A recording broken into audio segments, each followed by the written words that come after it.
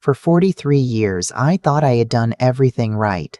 I married Harold when I was 22 years old in a small Lutheran church outside of Boise, Idaho, on a Saturday in October when the leaves had just turned and the air smelled like wood smoke and something hopeful. My mother cried. His mother cried. Even Harold's Uncle Roy, who everyone said hadn't shown emotion since 1987, dabbed at his eyes with a paper napkin. We weren't rich, we weren't even close. Harold worked construction and I taught third grade at Clearwater Elementary for 31 years. We drove used cars. We clipped coupons. We took exactly one real vacation, Yellowstone 1998, and we talked about that trip for the next 20 years like it was the moon landing. But we had our children, and for a long time that felt like more than enough. Our daughter came first. Rebecca, born in 1981, during a thunderstorm so loud the nurses had to shout at each other across the delivery room. She came out screaming and never really stopped, in the best possible way. Rebecca had opinions about everything by age 4. By 7, she was correcting my grammar. We used to joke that she was born 40 years old. Then came our son, Nathan, born 4 years later, 1985, on a quiet Tuesday morning. So easy and calm that my doctor said he'd never had a delivery that peaceful. Nathan was like that from the start. Gentle, unhurried, the kind of child who would find a hurt bird in the backyard and sit beside it for 3 hours, just so it wouldn't die alone. I want you to understand something before I tell you what happened. I want you to hold both of those children in your mind. Rebecca at 7, correcting my grammar at the dinner table, and Nathan at 6, sitting beside that bird in the yard. Because the story I'm about to tell you will try to erase that. It will try to replace those images with something uglier. And I am fighting, even now, to keep those early pictures alive inside me. Because what came later nearly destroyed everything. Rebecca moved to Portland after college, got a degree in accounting, married a decent man named Greg, had 2 kids of her own. We talked every Sunday. She came home for Christmas without fail. That was Rebecca. Reliable as a clock, sharp as a tack, and so fiercely loyal that when the school board once tried to cut my pension early, she drove down from Portland on a Tuesday and sat in that meeting room with a manila folder full of documents and did not leave until they reversed the decision. I am telling you this so you understand. Rebecca was never the problem. Nathan stayed close to home. That was fine. More than fine, actually. Harold and I loved having him nearby. He'd married a woman named Carla in 2011, and at first we were happy for him. Carla was pretty and spoke quickly and seemed to know what she wanted. We told ourselves that was a good thing, but something shifted slowly, the way water damage works, invisible until it's everywhere. It started with small things. Nathan stopped coming to Sunday dinners alone. Carla always came, which was fine, but then she started answering questions we directed at Nathan. Then she started steering conversations away from family history, old stories, anything that happened before she existed. Then she started making small comments about money. This house must be worth a lot now, with the market the way it is. You and Harold should really think about simplifying. It's a lot to manage at your age. Have you 2 thought about what happens to all this when you're gone? I told myself she was just practical. I told myself I was being sensitive. I told myself a lot of things. In 2019, Harold had a small stroke. It wasn't catastrophic. His speech was fine. His movement was fine. But it scared us. It scared us deeply. And in that window of fear, when we were both feeling fragile and mortal in a way we never had before, Nathan came to us with what he called a plan. He sat at our kitchen table with a folder of papers and explained, very calmly, that it would make more sense for him to help manage our finances. That at our age, with Harold's health, it was just practical. He used that word 3 times. Practical. Harold looked at me. I looked at Harold. We signed. I have replayed that moment 10,000 times since then. 2 people who had managed their own lives for over 40 years, who had built a home and raised children and navigated every hard thing that came their way. And we handed it over in an afternoon because we were scared and our son had a folder. The first year, nothing seemed wrong. Nathan paid the bills on time. The accounts looked normal when we checked, which we did less often than we should have because we trusted him. Because he was our son. The second year, I noticed things didn't add up. Small things. A home repair that cost twice what the contractor quoted us. A withdrawal I didn't recognize. When I asked Nathan about it, he had an explanation every time. Smooth, immediate, reasonable. I wanted to believe him so badly that I almost did. It was Rebecca who finally said what I couldn't bring myself to say. She called me one Sunday in March of 2022, 2 years into the arrangement. She'd been going through some paperwork she'd asked Nathan for. Something to do with Harold's insurance, and the numbers had caught her eye. "Mom," she said, "I need you to sit down." I was already sitting. She had found by piecing together statements and withdrawal records and transfer logs that Nathan and Carla had been systematically draining our savings account. Not all at once. Never all at once. Small amounts, irregular intervals, always with some paper trail that looked almost legitimate but fell apart under scrutiny. The total, at that point, was somewhere north of $180,000. I didn't cry. I want to tell you I cried, but I didn't. I just sat at my kitchen table and felt the floor shift under me the way it does in the moment before an earthquake, when your body knows something your mind hasn't caught up to yet. "Don't tell Nathan, you know," Rebecca said. "Not yet. Let me figure out what we need to do," I told Harold that night. He sat very still for a long time. Then he said, "I want to hear it from Nathan." Harold has always been like that. He needs to look something in the eye before he can accept it's real. We arranged to meet with Nathan the following weekend at a restaurant in town, neutral ground. Rebecca drove down from Portland. She sat beside me. Harold sat across from Nathan and Carla, and he asked them, directly and quietly, to explain the withdrawals. What happened next is something I will never fully understand. Nathan didn't deny it. He sat back in his chair, and something moved across his face. Not guilt, not shame, something I didn't have a name for at the time. Something cold. And then he said, very calmly, that we were confused, that we were old, that Harold's stroke had affected his memory more than we realized, that Rebecca was twisting things because she'd always been jealous. Carla nodded along beside him like a second voice to the same ugly song. Rebecca put the documents on the table. Bank statements, transfer records, dates and amounts laid out in plain columns. Nathan looked at them, looked at Rebecca, looked at me, and then he smiled, just slightly, and said, "You should be careful who you trust with information like this." I didn't understand what he meant. Not then. 3 weeks later, Harold got a phone call from a man we'd never heard of, a detective with the county sheriff's office. There had been a complaint filed against Harold. Something about a financial dispute with a contractor. A claim that Harold had failed to pay for work completed. It was entirely fabricated, but it took 4 months and a lawyer we couldn't easily afford to resolve it. Rebecca's employer received an anonymous email claiming she had falsified her accounting credentials. My doctor received a letter claiming I had been doctor shopping for prescriptions. None of it was true. All of it required time and money and exhausting, humiliating effort to disprove. Nathan was sending a message. He didn't say so. He didn't have to. Rebecca wanted to go straight to the police. I did too, in my rational mind. But there was another part of me, the part that had held Nathan when he was 6 years old and crying over a hurt bird, that kept pulling me back from that edge, that kept saying, "Wait, maybe there's another way. Maybe if we just talk to him. Maybe if we just talk to him. Maybe if we just give him a chance to what?"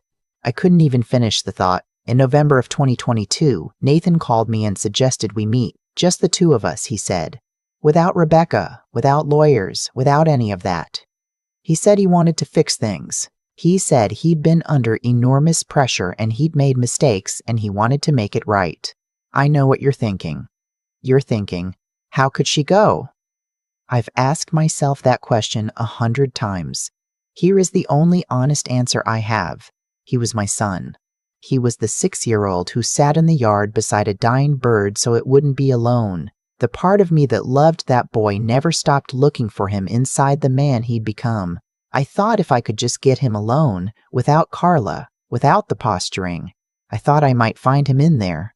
So I went. We met at a state park about 40 minutes outside of town. Nathan had suggested it, said he'd been hiking there lately, said it would be good to get some air and talk without walls around us. I brought Harold because I would not go alone. That much I was certain of. And I told Rebecca exactly where we were going, which trail, what time we expected to be back. That detail saved our lives. The trail Nathan led us to wasn't on the main map.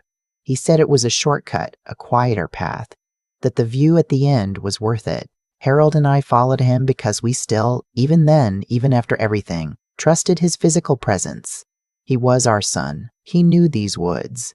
We didn't think to question it. We had been walking for maybe 40 minutes when the trail narrowed and the ground beside us dropped away. A ridge. Not a dramatic cliff face like in the movies, but a steep, rocky drop-off into a ravine, maybe 60 or 70 feet down, dense with brush and boulders. Nathan stopped and turned around to face us. His expression was different. I cannot describe it precisely except to say that the person who turned around was not someone I recognized. The warmth was gone. The uncertainty was gone. What was left was very flat and very decided. He said, "I need you to understand that this has to stop." "All of it," Harold said. "What has to stop, son?" Nathan looked at me. "The investigation, Rebecca, all of it, if you go to the police." He stopped, swallowed. "Things will get very bad." Harold took a step toward him. I reached for Harold's arm without thinking. And then Nathan stepped forward and shoved Harold, both hands to the chest, hard and sudden, and Harold went backward off the edge of the trail. I screamed. Or I think I did. The sound the world made in that moment is not something I can accurately reconstruct. I remember reaching for Harold and catching nothing, and then I was falling too. I don't know if I slipped or if Nathan pushed me. I don't know. I have never been sure. And then I was in the air, and then I was not.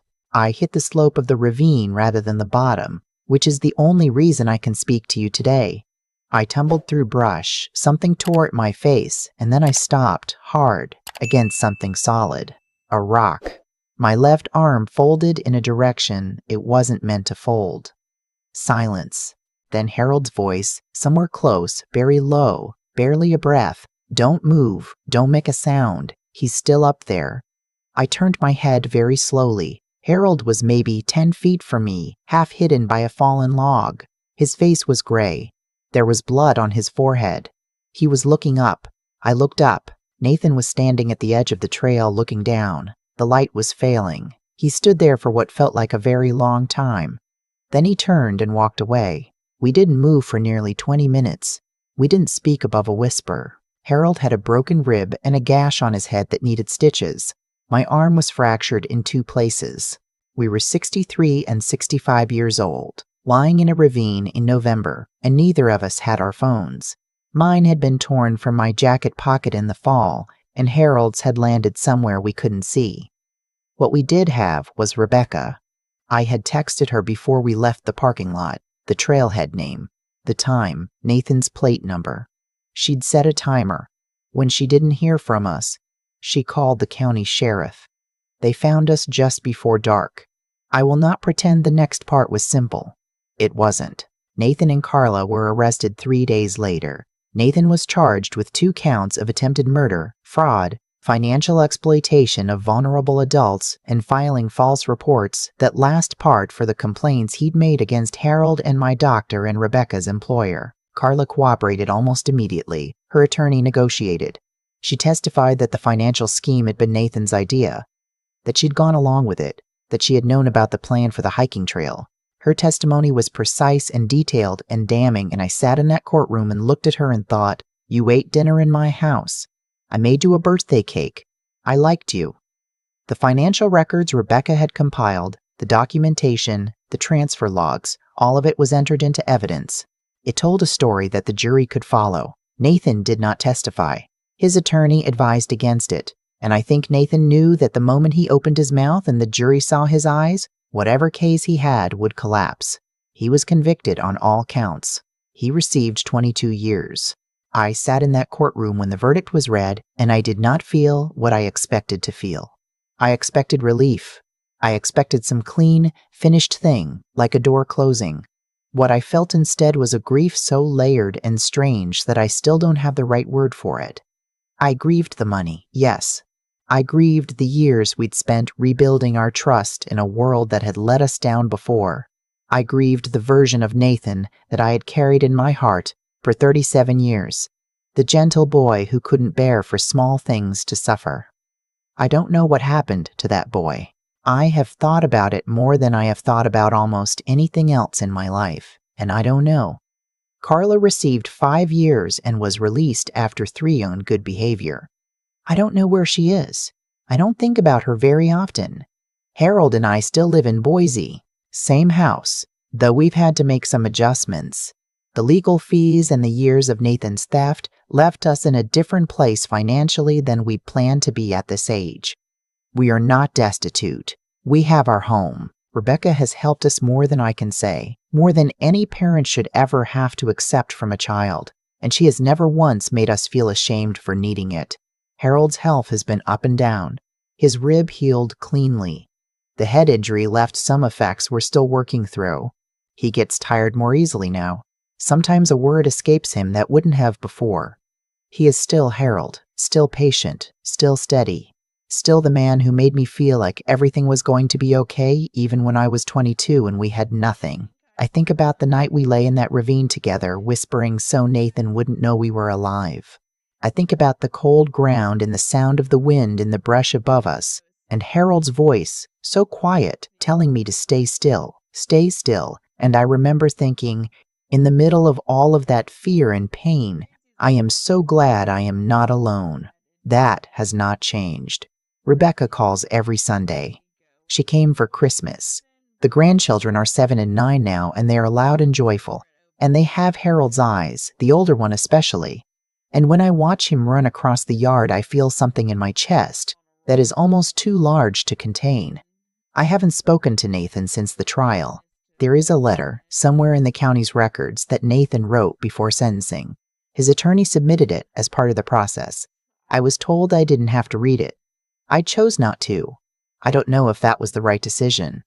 I don't know if there is a right decision for something like this. What I know is this: I cannot unknow what he did. I cannot walk back into a version of my life where my son did not shove my husband off a ridge and walk away in the November dark. That door is closed. It has been closed by facts, by courtroom testimony, by the memory of standing at a trailhead with a text sent to my daughter just in case. Just in case. Because somewhere beneath my refusal to believe the worst, some older instinct in me had already known. But I also cannot stop loving the boy he was. I have tried, briefly, in my darkest moments, and I cannot do it. He is in me the way your children always are, woven into the person you became by raising them, inseparable from the years that made you who you are. I do not love who he became. I do not forgive what he did, but the 6-year-old in the backyard with the bird, that version of him lives in me whether I want it to or not. I suppose that is the thing nobody tells you when something like this happens. They talk about justice, about closure, about moving on, and those things are real. Justice was served. We are moving forward. But closure, in the way people mean it, that clean, finished feeling, I don't think that's what actually happens. What actually happens is that you learn to carry it. You learn where to put it so it doesn't crush you. You learn to wake up in the morning next to the person you've loved for 43 years and choose, deliberately and consciously, to let the good outweigh the unbearable. Harold and I had breakfast this morning. Eggs, toast, the same coffee we've been buying for 30 years. The kitchen was warm. The light came through the window the way it does in the fall, low and golden, and Harold reached across the table and put his hand over mine without saying anything. Some mornings that is enough. Some mornings it is everything. People ask me sometimes if I regret going to that trail, if I regret signing those papers in 2019, if I regret any of the 100 small moments where I chose to believe the best of my son instead of the evidence sitting right in front of me. I used to deflect that question. Now I just answer it honestly, yes, and also no. Here is what I have come to understand about the way choices accumulate. There is no single moment where a life goes wrong. There is no one door you can point to and say, there, that is where everything changed. What actually happens is quieter and slower than that. It is a series of small decisions made by everyone involved that build on each other the way water builds behind a dam. Nathan made choices. Carla made choices. Harold and I made choices. And the thing about choices is that they do not disappear just because you stop looking at them. They stay. They compound. They eventually become the situation you are standing inside of, wondering how you got there. Nathan is in prison today because of what he chose to do, not because of what was done to him, not because of bad luck, not because the world was unfair. He had every advantage Harold and I could give him. He had a stable home, a good education, parents who loved him without condition, and he took that foundation and built something on top of it that I still cannot fully understand. That is on him. That will always be on him. But I also have to reckon with my own part. I stayed silent when I should have asked harder questions. I accepted explanations that, if I'm honest, I knew didn't quite add up. I let the love I had for the boy he used to be cloud my ability to see the man he had become. That is not self-blame. I want to be clear about that. What Nathan did was Nathan's doing, full stop. But I am 63 years old, and I have earned the right to look at my own choices without flinching, and the truth is that wisdom sometimes arrives too late and still has to be accepted. What I know now, that I wish I had known earlier, is this. Love is not the same as trust, and trust must be re-earned when it is broken. I confused those two things for too long. I kept extending trust because I couldn't bear to stop loving him as though they were the same currency. They are not. Rebecca knew that. Rebecca, who drove 4 hours on a Tuesday to sit in a school board meeting with a folder of documents because someone she loved needed defending. She understood early that real love sometimes looks like hard truth delivered across a restaurant table. I used to think she was the difficult one, the sharp one, the one who pushed too hard. I understand now that she was the one paying attention. Harold is the other thing I want to say something about. 43 years beside that man, and I still learned something new about him lying in that ravine in the November dark. He was hurt, badly, and he was frightened. And his very first instinct was to protect me, to think clearly when I couldn't, to whisper stay still when every part of me wanted to move.